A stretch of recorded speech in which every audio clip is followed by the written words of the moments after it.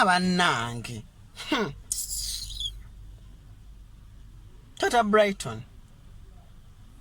Also chikiza Rema tana posting Bifananyi bya Iddi. Iye.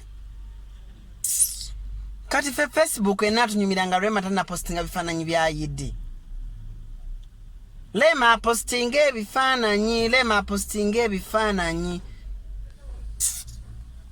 Bannange nzisinga nsobola omutuukako n'alibadde mugamba. Lema alekerawo otulumya. Ejjo twamuwadde olunaku lulamba, owulira.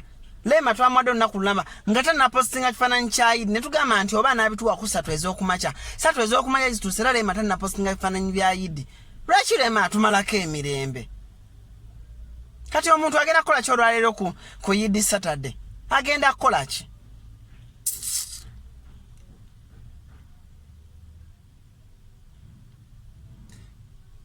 Gwe fulumo ya Samirire mbogenda kuzanya mupiira. John Black addayo munju. Nkulaba.